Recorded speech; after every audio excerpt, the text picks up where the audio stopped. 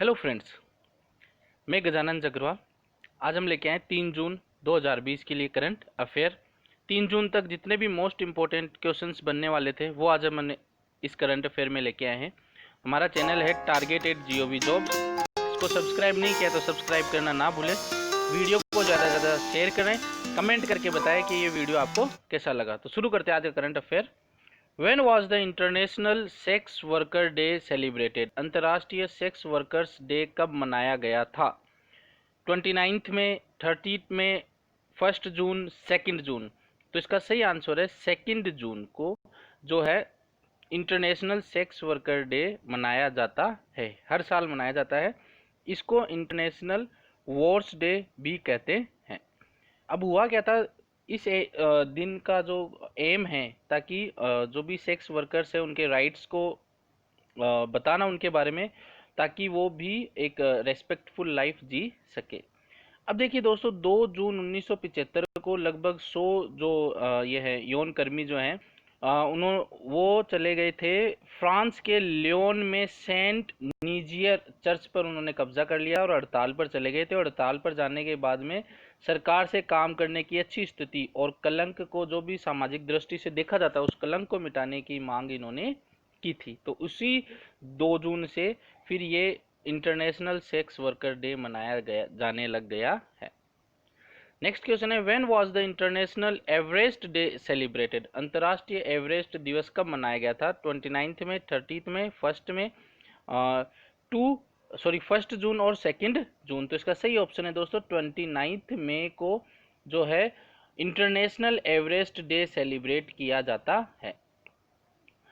ये क्यों सेलिब्रेट किया जाता है? तो जो पहला शिखर सम्मेलन था माउंट एवरेस्ट का, किन किन के द्वारा? सर एडम्यूंड हिलेरी जो कि न्यूजीलैंड से थे और तेंजिंग नोर्गे जो कि नेपाल से थे। तो पहला शिखर सम्मेलन हुआ था 1953 के अंदर। तो उन्हीं की याद में या उसी शिखर सम्मेलन की याद में ये जो है 29 मई को मनाया जाता है। अब 2008 के अंदर से सर एडम्यूंड हिलेरी जो है उनकी मृत्यु हो गई थी। तब गवर्नमेंट ऑफ नेपाल ने डिसीजन लिया था कि ये जो डे है वो 29 मई को मनाया जाएगा। 2008 से ये मनाया जा रहा है। माउंट एवरेस्ट की बात करें तो माउंट एवरेस्ट का नाम जो है वो जॉर्ज एवरेस्ट है। जॉर्ज एवरेस्ट थे जो कि British surveyor general of India थे। उन्हीं के नाम पर माउंट एवरेस्ट रखा गया है। हाइट है 8850 metres. Located Himalayan mountain range के अंदर ये लोकेट है। तो ये है माउंट एवरेस्ट के बारे में। नेक्स्ट है, what is the name of first online coaching program launched by SAI sport authority of India in collaboration with NSF? तो NSF के सहयोग से SAI द्वारा शुरू किए गए पहले ऑनलाइन कोचिंग कार्यक्रम का नाम क्या है? खेलो भारत ई पाठशाला, खेलो इंडिया ई स्कूल, खेलो इंडिया ई पाठशाला, खेलो इंडिया ई गुरुकुल। तो इसका सही आंसर है खेलो इंडिया ई पाठशाला। तो स्पोर्ट अथॉरिटी ऑफ इंडिया ने association in association with national sport federation के साथ में लॉन्च किया है पहला first ever national level open online coaching education program Khelo India e Pathshala. तो अपने जो भारत का पहला ये ऑनलाइन कोचिंग और एजुकेशन प्रोग्राम है जिसको नाम दिया गया है खेलो इंडिया ई पाठशाला। इसको लॉन्च किन्होंने किया है? Ministry of youth affairs and sports Kiren Rijiju और union minister of tribal affairs and archery association of India president Arjun Munda ने इनको इस जो है वो लॉन्च किया है इस खेलो इंडिया ई पाठशाला को वाया वेबिनार। अब देखिए इसके अंदर जो है 21 गेम्स हैं। तो ये पूरी लिस्ट है। बेसिकली ये पूछा जा सकता है कि क्रिकेट इसमें इंक्लूड है, नहीं है? तो इसमें क्रिकेट इंक्लूड नहीं है। इसके अंदर जो एथलीट्स है ये मैंने लिस्ट लगा दिया, आप इसको देख लीजिएगा। SAI का जो हेडक्वार्टर है वो न्यू दिल्ली है। डायरेक्टर जनरल है Sandeep Pradhan. What is the name of Indian state who celebrated foundation day on 2 June? तो 2 जून को स्थापना दिवस मनाने वाले भारतीय राज्य का नाम क्या है? झारखंड, छत्तीसगढ़, तेलंगाना, हरियाणा। तो इसका सही आंसर है तेलंगाना जो है वो 2 जून को स्थापना दिवस मनाया जाता है। तो इस दिन को तेलंगाना इस दिन को तेलंगाना डे भी कहते हैं। Telangana day is celebrated on 2 June from 2014 से ये मनाया जा रहा है। ये जो डे है इस तेलंगाना कहाँ से, किस राज्य से लगवा था, तो आंध्र प्रदेश से लगवा था। तो the day marks state divergence from Andhra Pradesh. It is, जो तेलंगाना जो बना था वो 29th स्टेट बना था after Andhra Pradesh reorganisation act. जब ये आंध्र प्रदेश रीऑर्गेनाइजेशन एक्ट पास हुआ था उसके बाद में 29वां भारत का राज्य बना है तेलंगाना। तो तेलंगाना कब बना था, 2 जून 2014 को। गवर्नर हैं इसके तमिलिसाई सुंदररंजनन। चीफ मिनिस्टर के चंद्रशेखर राव। कैपिटल है हैदराबाद। और ये है तेलंगाना, जो ये रेड में दिखाया ये तेलंगाना। इसके महाराष्ट्र, छत्तीसगढ़, ओडिशा, आंध्र प्रदेश और कर्नाटका की सीमा इसको लगती है। Recently chief minister of Delhi mister Arvind Kejriwal has launched which app. तो हाल ही में दिल्ली के मुख्यमंत्री श्री अरविंद केजरीवाल ने कौन सा ऐप लॉन्च किया है, Delhi free corona, corona free Delhi, Delhi corona, corona free Delhi. ये दोनों सेम हो गए। तो लॉन्च जो किया है वो किया है Delhi corona, Delhi corona launch किया है। तो दिल्ली कोरोना के नाम से मोबाइल ऐप लॉन्च किया। अब ये ऐप क्या बताएगी, इस ऐप के माध्यम से अस्पतालों में उपलब्ध बिस्तरों की जो भी बेड्स है, खाली हैं या भरे हुए हैं सारे बेड्स, उसकी जानकारी इस ऐप के माध्यम से ले सकते हैं। What is the name of technology platform launched by PM Modi to empower micro, small, medium enterprises? तो माइक्रो, स्मॉल और मीडियम एंटरप्राइजेज को सशक्त बनाने के लिए पीएम मोदी द्वारा शुरू किए गए प्रौद्योगिकी मंच का नाम क्या है? ऑप्शन है विनर, वॉरियर, चैंपियंस, फाइटर्स। तो इसका सही आंसर है दोस्तों चैंपियन लॉन्च किया है। MSME यानी माइक्रो, स्मॉल और मीडियम एंटरप्राइजेज को बढ़ावा देने के लिए। तो प्रधानमंत्री नरेंद्र मोदी ने लॉन्च की है champions to create smaller units big, जो भी छोटे छोटे उद्योग हैं उनको बड़ा करने के लिए, बाय सॉल्विंग दियर ग्रीवेंसेज, उनकी जो शिकायतें हैं उनको दूर करने के लिए, उनको प्रोत्साहित करने के लिए, उनको सपोर्ट करने के लिए, उनकी सहायता करने के लिए ये चैंपियन लॉन्च किया है प्रौद्योगिकी मंच है। चैंपियन की फुल फॉर्म की बात करें तो जो सी है चैंपियन का वो तो है क्रिएशन, एच है harmonious, A for application, M for modern, P for process, I for increasing, O for output, N for national, S for strength. तो ये चैंपियन की फुल फॉर्म भी रखी गई है। MSME की बात करें तो स्थापना हुई थी 2007 में। मुख्यालय जो इसका वो उद्योग भवन रफ़ी मार्ग न्यू दिल्ली के अंदर है। Ministry of micro, small and medium enterprises के नितिन गडकरी और मिनिस्टर ऑफ स्टेट है Pratap Chandra Sarangi. Name of the first private company which has sent astronaut into the space. तो पहली निजी कंपनी का नाम बताना जिसने अंतरिक्ष यात्रियों को अंतरिक्ष में भेजा है। Space Y, space W, space Z, space X. तो इसका सही आंसर है स्पेस एक्स। तो नासा के जो हैं नासा के एस्ट्रोनॉट्स है रॉबर्ट बेहंकेन, डगलस हर्ले, इनको भेजा है। स्पेस एक्स का जो स्पेस क्राफ्ट है उसका नाम क्या है, ड्रैगन। ड्रैगन नाम याद रखना, स्पेस क्राफ्ट है ड्रैगन। और विद इंटरनेशनल स्पेस स्टेशन 31 मई को इनको भेजा गया है। स्पेस एक्स की बात करें तो स्पेस एक्स जो है वो फर्स्ट प्राइवेट कंपनी है जो कि जिन एस्ट्रोनॉट्स यानी अंतरिक्ष यात्री को लेके गई है। फाउंडर और CEO इलॉन मस्क और प्रेसिडेंट है ग्विनिन शॉर्टवेल। फाउंडेड 2002। हेडक्वार्टर है Hawthorne, California, United State of America.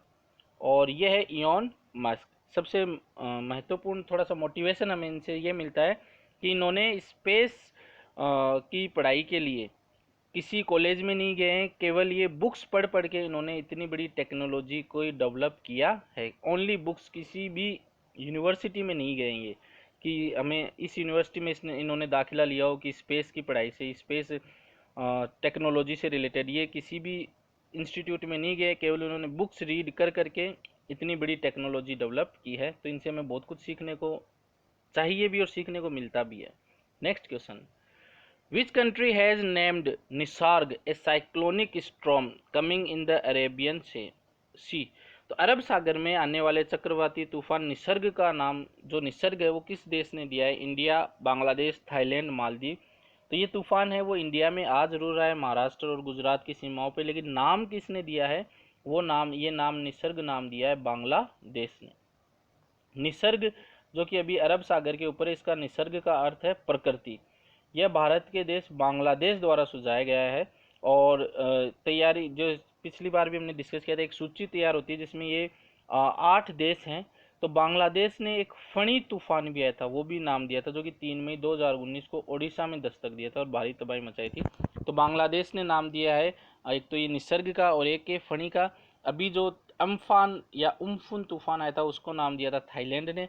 तो हिंद महासागर क्षेत्र से आने वाले तूफान, ये 8 देश कौन कौन से? भारत, मालदीव, बांग्लादेश, म्यांमार, पाकिस्तान, ओमान, श्रीलंका और थाईलैंड शामिल है। तो तूफान का नाम जो है ये वो 8 देश देते हैं। अभी ये जो तूफान है वो गुजरात और महाराष्ट्र के समुद्री तट पर आएगा। नवंबर 2019 में एक तूफान आया था बुलबुल, उसका नाम दिया था पाकिस्तान ने। Director general of metrology, India metrology department के जो डायरेक्टर जनरल हैं वो है मृत्युंजय मोहपात्रा। और इंडिया मेट्रोलॉजिकल डिपार्टमेंट का हेडक्वार्टर है न्यू दिल्ली में। Which Indian state has launched the कोविड-19 tracking platform built by NASSCOM recently? तो किस भारतीय राज्य ने हाल ही में नेस्कॉम द्वारा निर्मित कोविड-19 ट्रैकिंग प्लेटफॉर्म लॉन्च किया है? केरला, तमिलनाडु, कर्नाटका, आंध्र प्रदेश। तो इसका सही आंसर है दोस्तों कर्नाटका ने ये जो है ट्रैकिंग प्लेटफॉर्म जो कि नेस्कॉम के द्वारा बनाया गया है उसको लॉन्च किया है। तो नेस्कॉम की फुल फॉर्म की बात करें, national association of software service companies ने अनाउंस किया है कि it has delivered end to end corona virus tracking platform Karnataka को, और इसको क्या नाम दिया गया? कर्नाटका लिसनिंग डैशबोर्ड फॉर कोविड-19। कर्नाटका की बात करें तो कैपिटल सिटी है बेंगलुरु, चीफ मिनिस्टर है BS येदियुरप्पा, गवर्नर है वाजुभाई रुदाभाई वाला, और नेस्कॉम का हेडक्वार्टर है नोएडा उत्तर प्रदेश। चेयरमैन है UB प्रवीण राव, प्रेसिडेंट है Debjani Ghosh. Name of the country whose developers has developed the world's first digital contact tracking app utilising the exposure notification API of Apple and Google. इस person को ध्यान से देखना दोस्तों, उस देश का नाम हमें बताना जिसके डेवलपर ने दुनिया का पहला डिजिटल संपर्क ट्रेसिंग ऐप विकसित किया है, जो कि एप्पल और गूगल के एक्सपोजर नोटिफिकेशन API का उपयोग कर रहा है। तो गूगल और एप्पल के जो API का उपयोग कर रहा है और पहला डिजिटल ट्रेसिंग ऐप है जो कि ये गूगल और एप्पल का API का यूज कर रहा है। तो उस डेवलपर देश का नाम बताना है, चाइना, मलेशिया, स्विट्जरलैंड, इंडिया। तो इसका सही आंसर है दोस्तों स्विट्जरलैंड के डेवलपर्स हैं। तो डेवलपर्स टीम है Swiss Federal Institute of Technology Lausanne. एक तो ये है EPFL Ecole Polytechnique Federale de Lausanne, एक है ETH जूरिक, ये नाम है एदिगेनोसिचे टेक्निस्के होचुले जूरिक, इन्होंने डेवलप किया और उस ऐप का नाम क्या है? स्विस कोविड नाम रखा गया है, जो कि एप्पल और गूगल के एक्सपोजर नोटिफिकेशन API का यूज करके बनाया गया है। EPFL का जो प्रेसिडेंट है वो मार्टिन वेट्रेली, लोकेशन है स्विट्जरलैंड। ETH जूरिक के प्रेसिडेंट है जोएल फ्रांकोशी मिशोट, सेक्रेटरी जनरल है कथारीना कोइगर रूलॉफ, लोकेशन है स्विट्जरलैंड। ये तो करंट अफेयर्स था। कल हमने क्वेश्चन पूछा था Marcus Wallenberg prize is also called, तो ऑप्शन थे the Nobel prize for forest sector, the Nobel prize for economics, the Nobel prize for literature, the Nobel prize for climate catastrophe. तो इसका सही आंसर था the Nobel prize for forest sector. Answer सही भी दिया था कई बच्चों ने। तो मार्कस वेलनबर्ग प्राइज को हम बोलते हैं the Nobel prize for forest sector. ये अभी किन किन को मिला था? तो प्रोफेसर निकोलस C कोप्स को मिला था, रिचर्ड H वार्निंग को मिला था और जोसेफ J लैंड्सबर्ग को मिला था। आज का जो क्वेश्चन है, which countries navy will host the world largest maritime exercise, the Rim of Pacific, in this region। तो ये बताना है कि कौन से देश के जो नेवी है जो ये the rim of Pacific exercise को होस्ट करेगी। तो आज का हमारा आपको करंट अफेयर कैसा लगा हमें कमेंट करके ज़रूर बताना। वीडियो को ज़्यादा से ज़्यादा शेयर करना। धन्यवाद दोस्तों।